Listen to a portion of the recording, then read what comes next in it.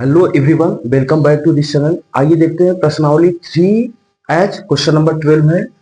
तो question number 12 है, एक ट्रायंगल ए बी सी में angle C equal 3 angle B equal 2 angle A plus angle B है। त्रिभुज के तीनों कोण ज्ञात कीजिए, है ना। इसमें सबसे पहले देखना, इसमें दे रखा है कि इतना बराबर इतना, तो हम जानते हैं ना, हम जानते हैं त्रिभुज के तीनों कोणों का योग होता है 180। तो angle A plus angle B plus angle C बराबर 180 होता है। इसको इक्वेशन 1 मान लो। अब देखो यहां से ना हम लोग देखो एंगल सी और 2 angle A plus angle B को बराबर ले सकते हैं। यहां से ले लेना एंगल सी इक्वल 2 ब्रैकेट में angle A plus angle B.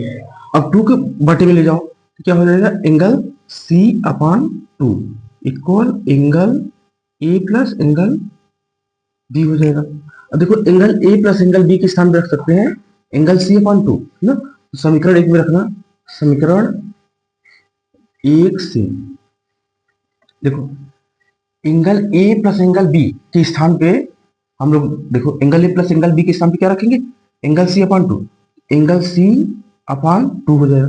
Angle C same रख देना, एंगल सी इक्वल कितना हो जाएगा 180। अब देखो इसको बटे इसके बटे कुछ नहीं है तो एक ले सकते हो ना। अब 1 का मल्टीप्लाई सी में करो तो एंगल सी, 2 का मल्टीप्लाई इसमें करो 2 एंगल सी अपान में 2 का 1 में 2 ही होगा। इधर कितना हो जाएगा 180। 2 का क्रॉस मल्टीप्लाई इसमें कर देना और इन दोनों को जोड़ो, कितना हो जाएगा 2 एंगल सी और 1 angle C, 3 angle C equal इसका इसमें करोगे 18 दूना 36, 360 हो जाएगा। देखो 3 से काटो, 3 1 जा 3, 3 1 जा 3, 3 2 जा 6 और 0। तो एंगल सी का वैल्यू कितना हो गया, एंगल सी का वैल्यू हो गया 120 डिग्री। एंगल सी का मान हो गया। अब देखो अब क्या करना है, देखो एंगल सी बराबर 120 आ गया। अब देखो यहां से angle C equal 3 angle B, एक कंडीशन और दी है, एंगल सी किसके बराबर है 3 एंगल बी के बराबर। तो एंगल सी का मान कितना मिला है 120 डिग्री इक्वल 3 एंगल बी। अब 3 से काटो, 3 1 जा 3, 3 4 जा 12 और 0।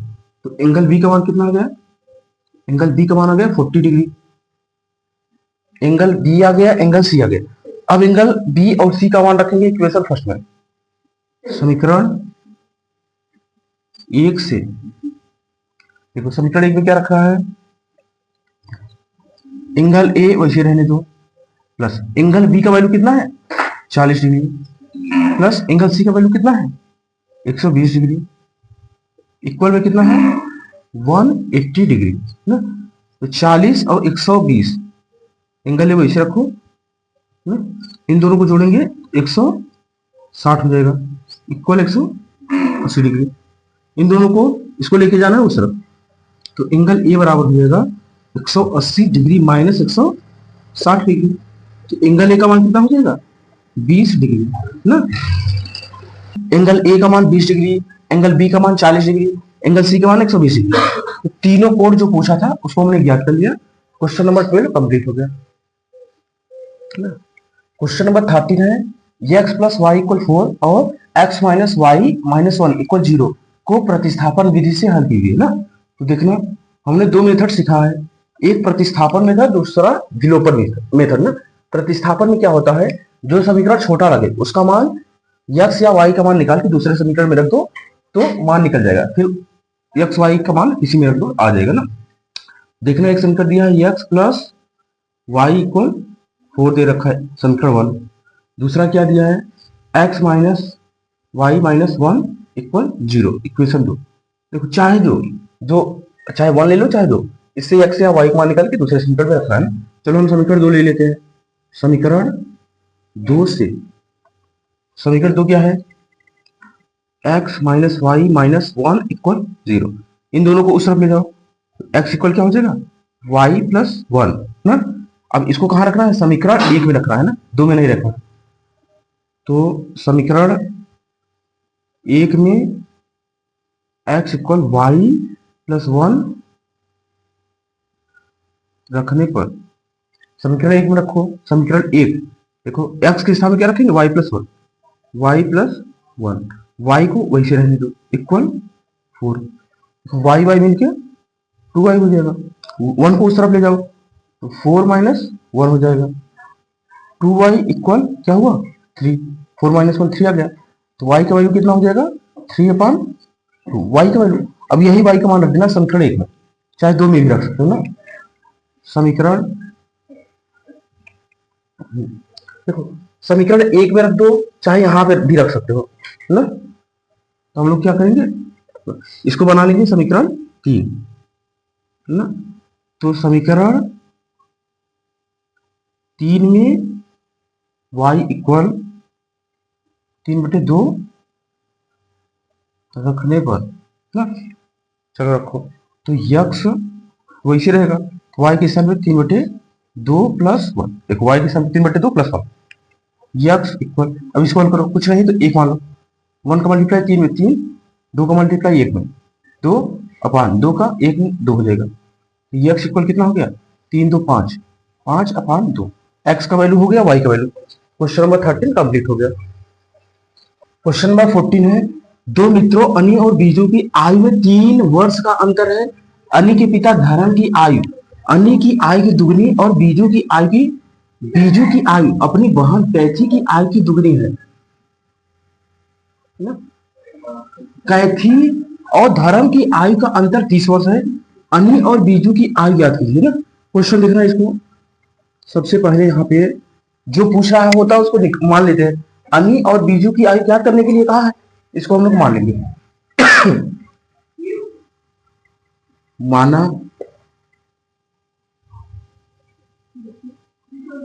अनि की आयु x वर्ष हो जाएगा, उसके बाद बीजू की आयु कितना हो जाएगा y वर्ष, इसको हमने मान लिया। अब देखना क्वेश्चन में कहा है दो मित्रों अनि और बीजू की आयु में 3 वर्ष का अंतर है ना, तो प्रश्नानुसार हो जाएगा,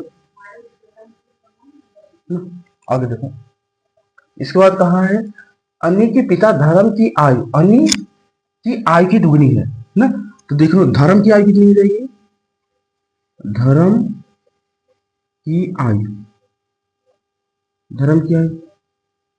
देखो, धर्म की आयु जो अनि की आयु है इससे दुगनी है, यानी धर्म की आयु हो जाएगा 2x वर्ष ना, उसके बाद कैथी और धर्म की आयु का अंतर, अच्छा, और बीजू की आयु अपनी बहन कैथी की आयु की दुगनी है,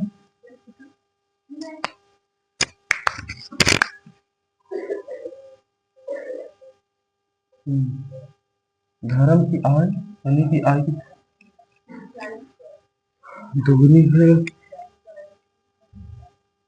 अनि के पिता धर्म की आयु अनि की आयु की दुगनी है, उसके बाद यहां देखना, और बीजू की आयु अपनी बहन कैथी की आयु की दुगनी है ना, देखो जो बीजू की आयु है, बीजू की आयु कितना है y है, इसकी बहन की जो आयु है इसकी दोगुनी ना, देखो इसकी बहन की आयु अगर y/2 मान लो, इसका 2 गुना करो तो 2 ना, इसकी बहन की आयु अगर y/2 हो, इसका 2 गुना करो तो 2 से मल्टीप्लाई कर दो, तो y से y कट जाएगा, कितना हो जाएगा y किसका आई है, आई आ जाएगा, देखो बीजू का आयु कितना हो जाएगा y वर्ष, यानी अगर उसकी बहन की आयु y/2 हो तो बीजू की आयु कितनी हो जाएगी y, लिख देंगे यहां कैथी की आयु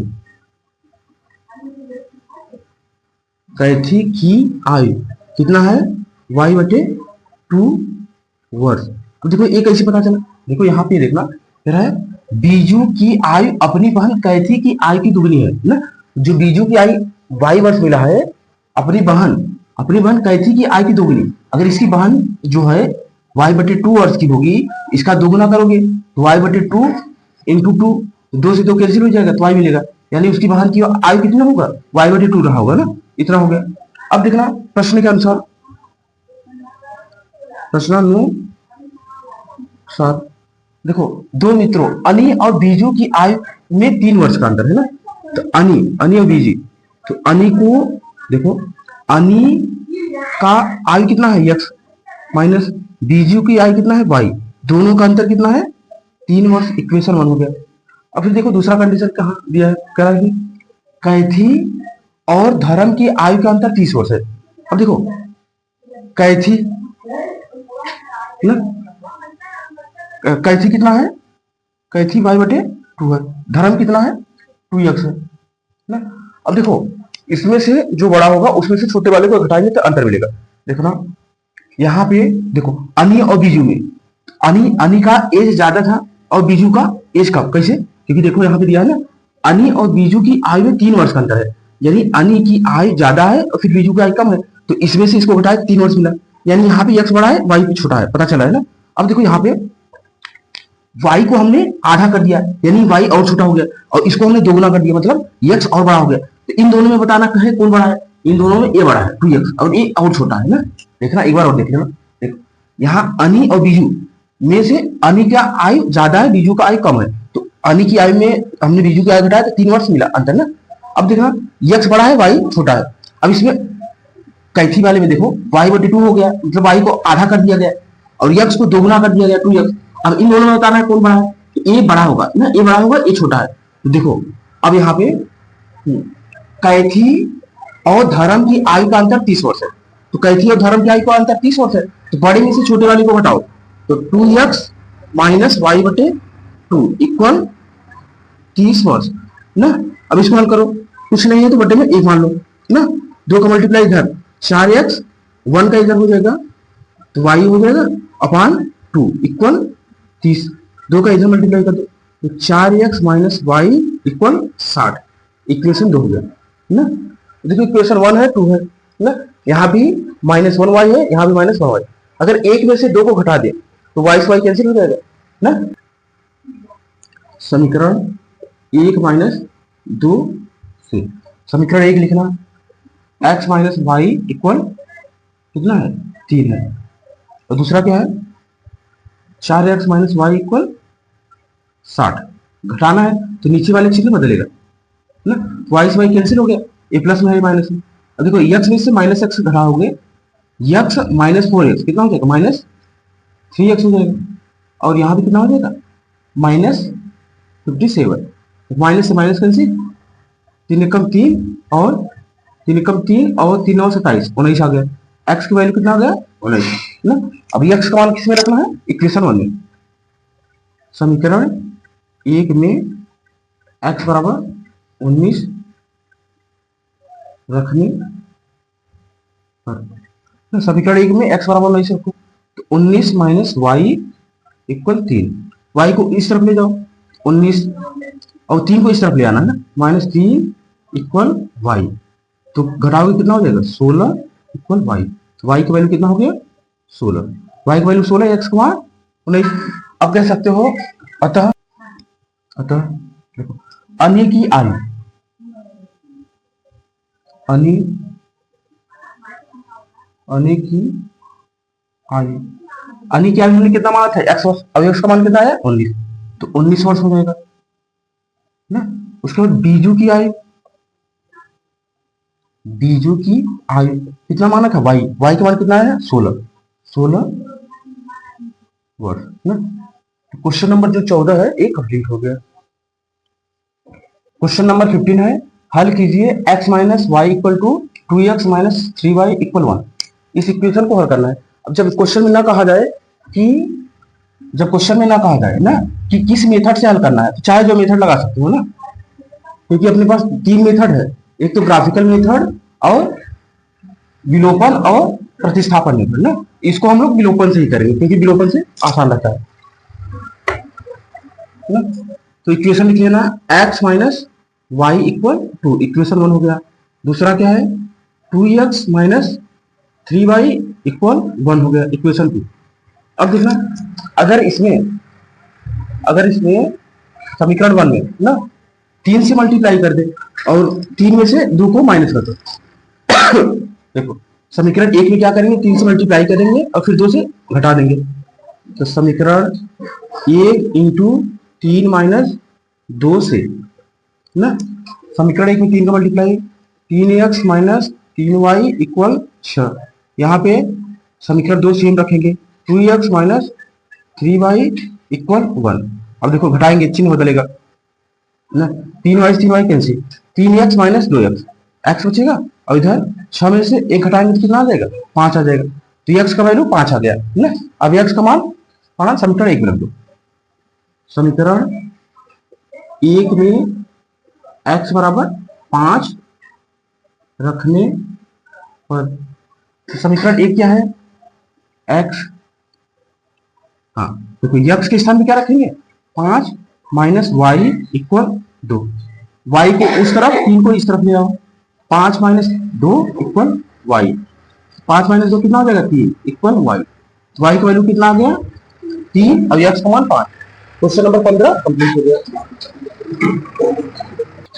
देखना क्वेश्चन नंबर 16, प्रतिस्थापन विधि द्वारा हल कीजिए। px plus qy equal 0, lx plus my equal n ना। इसको प्रतिस्थापन विधि से हल करना है। इसके पहले हमने जो किया था क्वेश्चन नंबर 15 विलोपन विधि से ना, तो प्रतिस्थापन विधि से कैसे हल करेंगे देखो।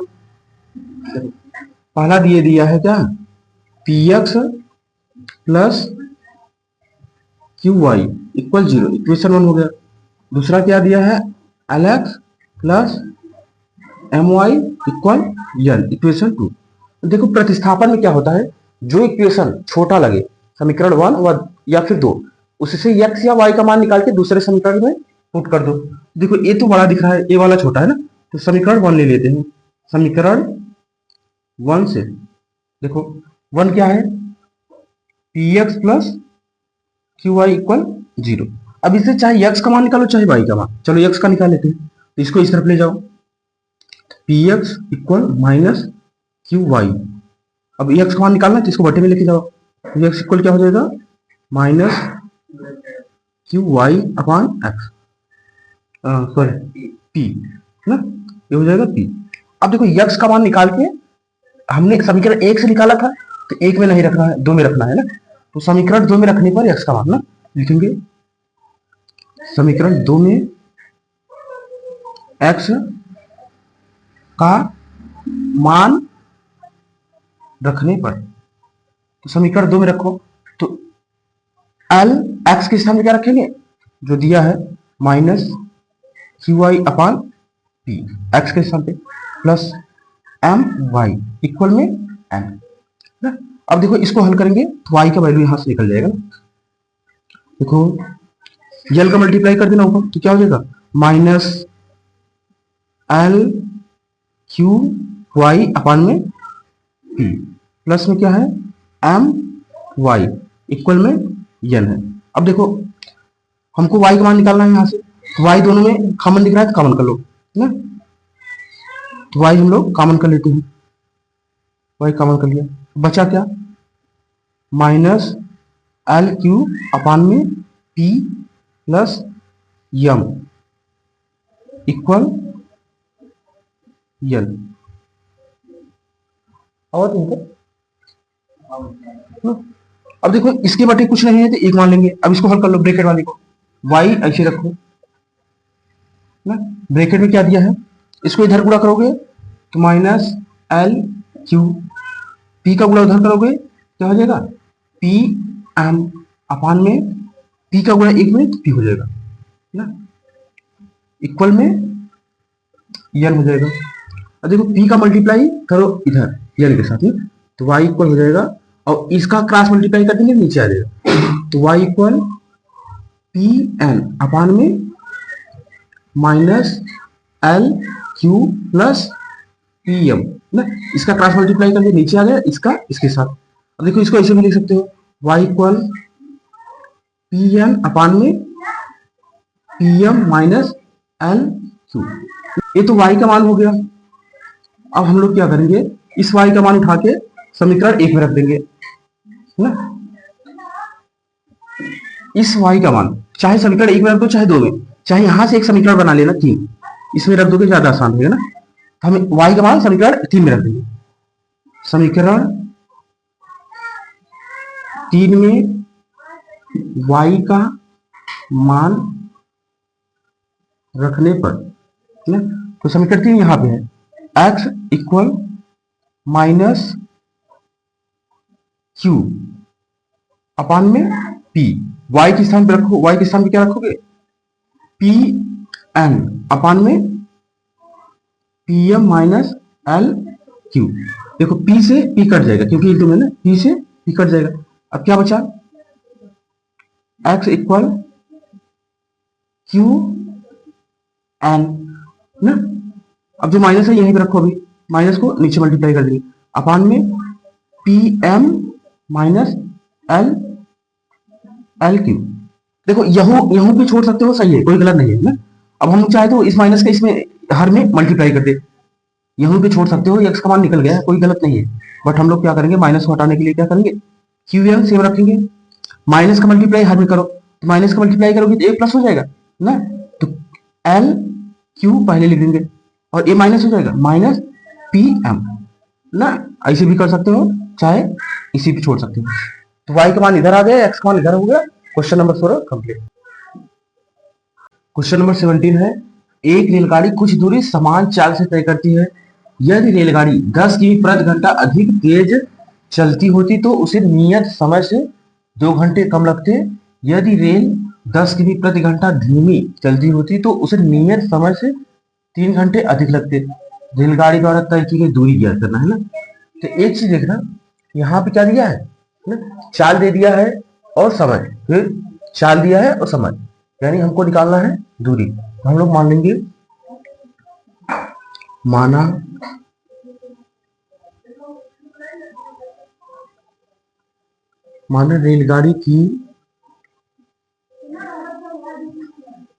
माना रेलगाड़ी द्वारा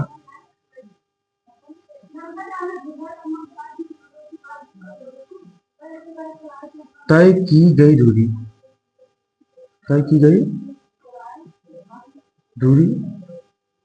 x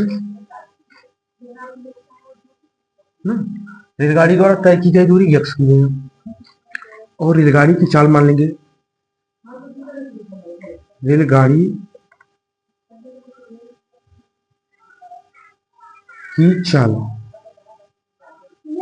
की चाल इसको मान लेंगे y किमी प्रति घंटा ना, ये हो गया। अब देखो एक फार्मूला होता है, देखो चाल इक्वल होता है दूरी अपान समय ना। कहा देखो, इसको हम लोग लिख सकते हैं समय इक्वल दूरी बटे चाल लिख सकते हैं। देखो यहां भी हो जाएगा समय इक्वल दूरी अपान चाल ना। इसको इस तरह से लिख सकते हैं ना। देखो चाल इक्वल दूरी बटे समय होता है, समय को इस तरफ मल्टीप्लाई करना, तो समय इक्वल दूरी बटे चाल लिख सकते हैं। अब देखो समय इक्वल दूरी बटे चाल होता है। अब यहाँ ले लेना दूरी कितना है, दूरी हमने x मान रखा है और चाल y, यानी समय कितना लग रहा है, x अपान y समय लग रहा है। अब देखना प्रश्नानुसार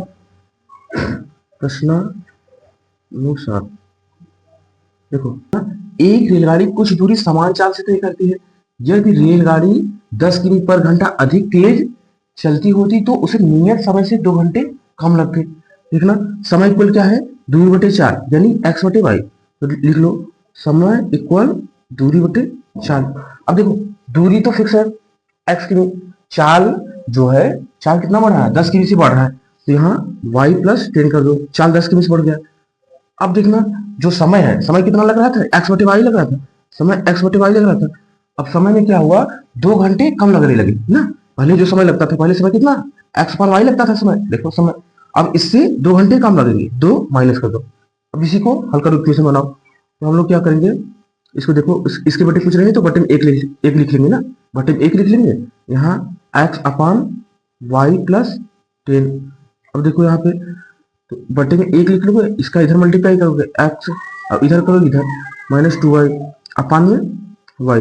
अब देखो y का मल्टीप्लाई इधर करो और इसका इधर कर देना, तो x y, इसका इधर करोगे तो क्या हो जाएगा, x माइनस 2y और इनटू में क्या है y प्लस 10। अब इसको हल करना, तो x y तो इसे रहेगा ना, x का y में तो x y, x का 10 में 10x माइनस 2y का इसमें करोगे -2y स्क्वायर, इसका इसमें करोगे -20y ना। देखो एक्स वाई से एक्स वाई कैंसिल हो जाएगा, सभी को इस तरफ ले लो, क्या हो जाएगा, तो माइनस, देखो सभी को इस तरफ ले लो, इस तरफ लेना है ना सभी को, तो ये वाला आएगा इस तरफ तो +2y स्क्वायर, ये वाला इस तरफ आएगा तो प्लस में कितना हो जाएगा 20y, और ये इस तरफ आएगा तो -10x इक्वल 0। इक्वेशन 1 बन लो। देखो इसी तरह इक्वेशन दूसरा बनाओ। यहाँ कहा है यदि रेल 10 किमी पर घंटा धीमी होती तो उसे नियत समय से 3 घंटे अधिक लगती। अब देखना यहाँ पे, देखो समय इक्वल क्या है, दूरी बटे चाल ना, दूरी तो वही है, चाल क्या हुआ है इस समय घटा है ना। देखो चाल 10 किमी पर घंटा धीमी हुई है, चाल पहले जो चाल था उसमें से 10 माइनस कर दो, समय कितना लग रहा था, x बटे वाई समय लग रहा था ना, 3 घंटे अधिक लगते, 3 घंटे अधिक, तो इस समय में 3 जोड़ दो। अब देखो बटे में कुछ नहीं तो 1 मान लो, इसको हल करो, x upon y minus 10 equal में, देखो 1 का इधर करोगे तो x, y की इधर करोगे तो 3y अपान में y हो जाएगा। अब y का मल्टीप्लाई इधर करो एक्स वाई, अब ब्रैकेट में इसको रखो x माइनस, देखो x प्लस 3y ना, अब इसको इधर मल्टीप्लाई करोगे तो y माइनस 10। अब इसको हल करना, एक्स वाई इसे रहेगा, x का y में एक्स वाई, एक्स का 10 में -10x, और 3y को इसमें करोगे +3y स्क्वायर, और इसका इसमें करोगे -30y। देखो एक्स वाई से एक्स वाई कैंसिल हो गया, अब सभी को इस तरफ ले लो, तो -3, ये इस तरफ आएगा तो -3y स्क्वायर ना, ये इस तरफ आएगा तो +30y, और ये इस तरफ आएगा तो +10x इक्वल 0। इक्वेशन 2 हो गया।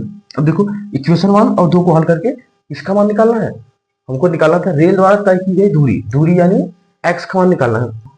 यहाँ देखो -10x है, यहाँ +10 है, अगर इक्वेशन 1 और 2 को जोड़े तो x से x कैंसिल हो जाएगा, y का मान आ जाएगा, लिखेंगे समीकरण 1 + 2 से, तो 1 क्या है 2y स्क्वायर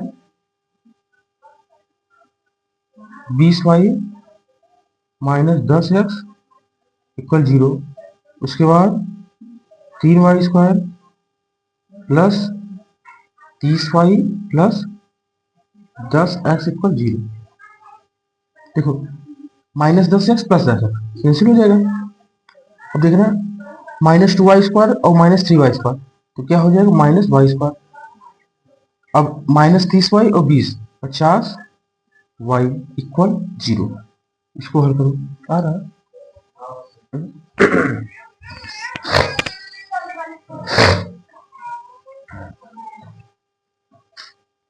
अब देखना, देखो 50y प्लस है, ये माइनस है, इसको पहले लिख लो, इसको लिख सकते हैं 50y minus Y square equal 0।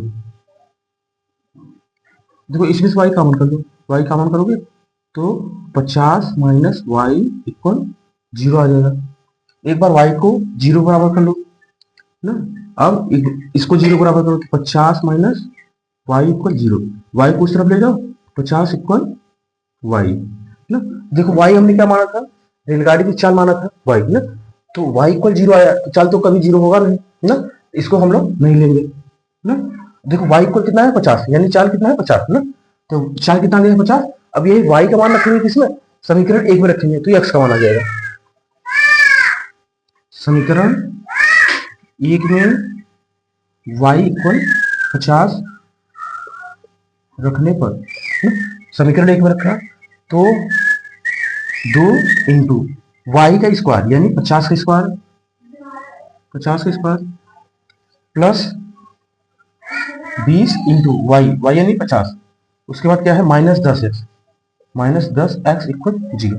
इसको हल करना तो 2 इंटू 50 का स्क्वायर कितना हो जाएगा 2500 हो जाएगा, प्लस देखो 50 इंटू 20 ये हो जाएगा 1000 ना, और -10, देखो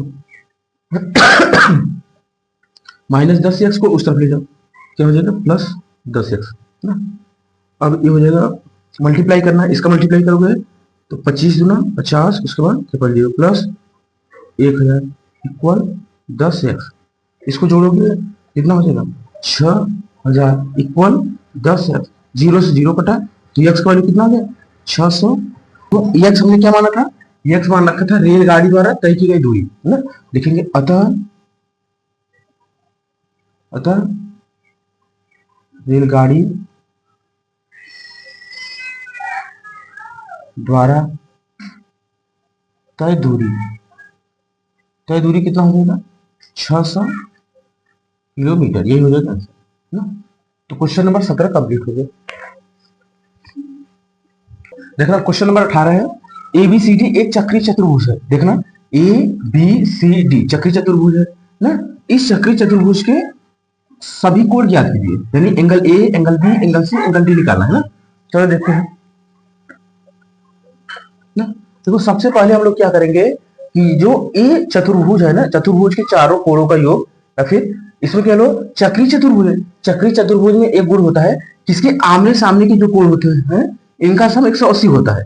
A और C का सम 180 हो जाएगा, B और D का सम 180 हो जाएगा ना। यही प्रॉपर्टी लगाएंगे ना। तो इसमें लिखेंगे सामने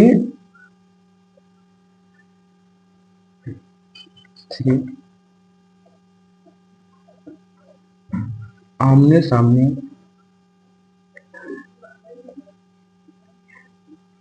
के कोण का योग 180 होता है ना। चक्रीय चतुर्भुज में क्या होता है, आमने सामने के कोणों का योग 180 होता है। देखना हम लोग कर लेंगे angle A plus angle C, angle A plus angle C बराबर 180 डिग्री। एंगल A का मान कितना दिया है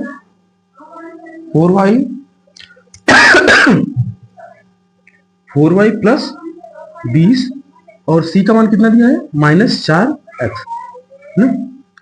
अब देखो इसको क्या कर लेंगे 180 डिग्री के बराबर। अब यहां से देखो 20 को उस तरफ ले जाओ, क्या हो जाएगा 4y माइनस 4x। 20 को उस तरफ ले जाओगे 180 माइनस 20 160 में चले, इक्वेशन 1 हो गया। अब इसी तरह B और D का सम 180 हो जाएगा। Angle B plus angle D बराबर कितना हो जाएगा 180।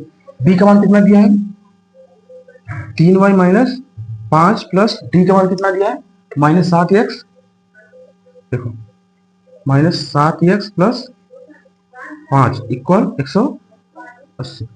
देखो 3y माइनस 5 प्लस माइनस क्या हो जाएगा -7x प्लस 5 इक्वल 180। देखो -5 और +5 कैंसिल हो जाएगा ना, ये तो कैंसिल हो गया।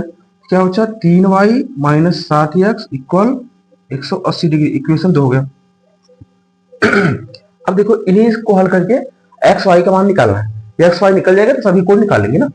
अब क्या करेंगे, अगर इस इक्वेशन में 3 से मल्टीप्लाई कर दो और इसमें 4 से, फिर 1 में से 2 को हटा देना।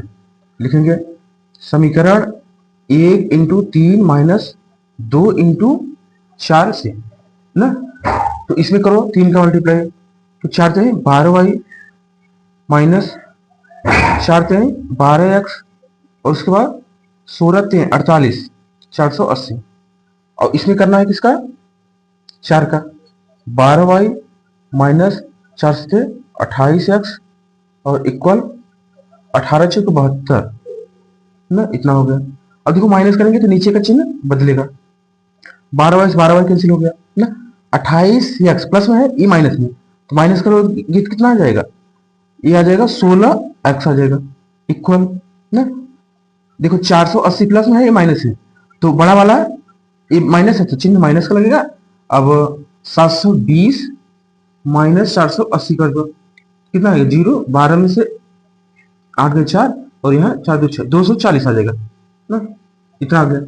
अब देखो देखना 16 कम 16 और यहाँ पे 16 कम 16 8 कैरी गया 16 पचे 80, तो x का वैल्यू कितना हो जाएगा, यहाँ पे x का वैल्यू आ गया -15 डिग्री। अब यही x का मान उठा के रखना है इक्वेशन फर्स्ट में ना, ठीक है ना। समीकरण 1 से समीकरण एक में x बराबर 15 रखो, तो 4y माइनस 4 इंटू एक्स के स्थान पे minus 15 equal 160। 4y minus minus plus 15 जो 60 इक्वल 160। 60 को उस तरफ ले जाओगे तो 160 माइनस 60 ना 100 बचेगा, तो 4y इक्वल 100 बच गया। 4 एकदम 4 और यहाँ 25, तो y की वैल्यू कितना आ गया 25 ना। x आ गया y आ गया। अब सभी को निकालेंगे ना। अब देखो हम लोग निकालेंगे एंगल ए, यहाँ पे है तो 4y प्लस 20। देखो 4y की वैल्यू कितना है 25 प्लस 20, 25 से ऊपर 100 और 20 कितना हो जाएगा 120 डिग्री। तो एंगल बी निकालो, बी कितना है 3y माइनस। देखो यहाँ पे 3 इंटू वाई की वैल्यू कितना है 25 माइनस 5 ना, 25 के 75 माइनस 5 करोगे तो 70 डिग्री आ जाएगा ना। इसी तरह एंगल सी निकाल लो, एंगल सी कहाँ पे है -4x, तो -4 इंटू एक्स का वैल्यू -15, माइनस माइनस प्लस और 15 चौका 60। एंगल डी, एंगल डी कितना हो जाएगा -7x प्लस 5, तो -7 एक्स वैल्यू कितना है -15 प्लस 5। देखो माइनस माइनस प्लस 15 सत्ते 105 और 5 120 हो जाएगा ना। ये हो गया आंसर। तो क्वेश्चन नंबर 18 कंप्लीट हो गया। क्वेश्चन नंबर 19 है, एक कक्षा में विद्यार्थियों को पंक्तियों में खड़ा होना है। यदि पंक्ति में 3 विद्यार्थी अधिक होते तो एक पंक्ति कम होती। यदि पंक्ति में 3 विद्यार्थी कम होते तो 2 पंक्तियां अधिक बनती। कक्षा में विद्यार्थियों की संख्या निकालना है ना, विद्यार्थियों की संख्या निकालना है। तो देखो एक चीज देखो यहाँ पे देना, देखो पंक्ति में 3 विद्यार्थी अधिक होते ना तो एक पंक्ति कम बनती, यानी प्रत्येक पंक्ति में जो विद्यार्थी दिया है कि 3 विद्यार्थी कम होते तो एक पंक्ति अधिक बनती, और पंक्ति में 3 विद्यार्थी कम होते तो 2 पंक्ति अधिक बनती। तो देखो यहाँ मानना क्या है, हम लोग मानेंगे, माना पंक्ति की बात हो रही है तो पंक्तियों की संख्या मान लेंगे और प्रत्येक पंक्ति में विद्यार्थियों की संख्या ना, तो हमने माना कुल पंक्तियों की संख्या, कुल पंक्तियों की संख्या, कुल पंक्तियों की संख्या यह हमने मान लिया ना। उसके बाद बात हो रही है एक पंक्ति कम होती तो ना, अब देखो कुछ मान लो प्रत्येक पंक्ति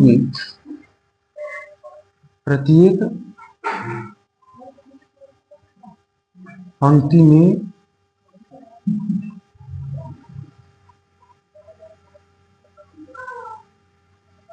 विद्यार्थियों की संख्या मान लो, प्रत्येक पंक्ति में विद्यार्थियों की संख्या वाई मान लिया ना। अब देखना कुल विद्यार्थी कितने हो जाएंगे, कुल विद्यार्थी, कुल पंक्तियों की संख्या हमको पता है और प्रत्येक पंक्ति में विद्यार्थियों की संख्या पता है, तो दोनों को मल्टीप्लाई करेंगे तो कुल विद्यार्थी आ जाएंगे एक्स वाई, कुल विद्यार्थी। अब देखो प्रश्नानुसार देखना, प्रश्नानुसार देखो एक चीज देखना ना, कह रहा है कि एक कक्षा में विद्यार्थियों को पंक्तियों में खड़ा होना है। यदि पंक्ति में 3 विद्यार्थी अधिक होते ना, देखो कुल कितना यहाँ पे कुल विद्यार्थी क्या हो जाएगा, देखो पंक्ति में 3 विद्यार्थी अधिक होते ना, तो प्रत्येक पंक्ति में विद्यार्थी कितने हैं वाई प्लस 3 कर दो। उसके बाद एक पंक्ति कम होती, पंक्ति कितना है एक्स है तो एक्स माइनस 1 कर दो। एक क्या होगा कुल विद्यार्थियों के बराबर होगा और कुल विद्यार्थी कितना है एक्स वाई, इसको हल करो, वाई का इसमें मल्टीप्लाई करोगे ना तो वाई एक्स हो जाएगा या फिर एक्स वाई, दोनों एक ही बात हुआ। फिर वाई का इसमें करोगे तो माइनस वाई, 3 का इसमें करोगे 3 एक्स और 3 का इसमें तो -3, एक्स वाई से एक्स वाई कैंसिल हो गया। तीनों को इस तरफ ले लेना, तीनों को इस तरफ ले लो तो y हो जाएगा -3x प्लस 3 इक्वल 0 हो गया इक्वेशन 1। पुनः देखना, पुनः अब देखो कह रहा है कि यदि पंक्ति में 3 विद्यार्थी कम होते हैं ना, तो कुल विद्यार्थियों की संख्या क्या हो जाएगा, कुल विद्यार्थी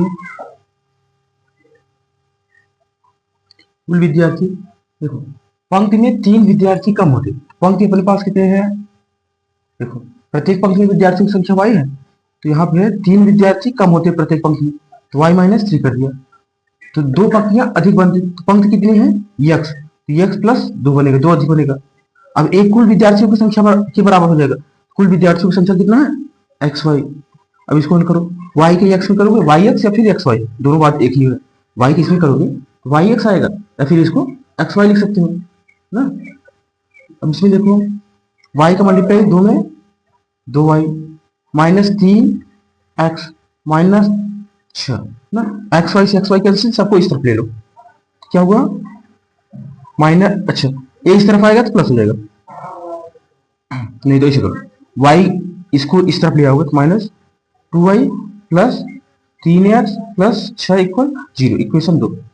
अब इक्वेशन 1 और 2 को हल करके xy का मान निकालो ना, तो देखो इसमें क्या करेंगे, देखो -3x और प्लस 3x, समीकरण 1 और 2 को जोड़ दो, समीकरण 1 प्लस 2 से लिखो y -3x प्लस 3 इक्वल 0, दूसरा क्या है -2y plus 3x plus 6 equal 0 ना, तो 3x से 3x कैंसिल, इसको घटाओगे तो क्या आएगा -y और 6, 6 और 3 9 इक्वल 0, y को उस तरफ ले जाओ 9 इक्वल y या फिर y इक्वल 9, y का वैल्यू आ गया, y का वैल्यू समीकरण 1 में रखो, समीकरण 1 से समीकरण 1 में रखना y का वैल्यू, तो यहाँ क्या हो जाएगा 9 हो जाएगा, -3x प्लस 3 इक्वल 0, 9 और 3 12 हो गया, इसको उस तरफ ले जाओ 3x, 3 कम 3 3 4 12, तो x का वैल्यू कितना आ गया 4, x का वैल्यू 4 y का वैल्यू 3। अब इसमें क्या निकालना था, देखो हमको निकालना था कक्षा में विद्यार्थियों की संख्या ज्ञात करना है, यानी कुल कितने विद्यार्थी हैं, तो कुल विद्यार्थियों की संख्या, कुल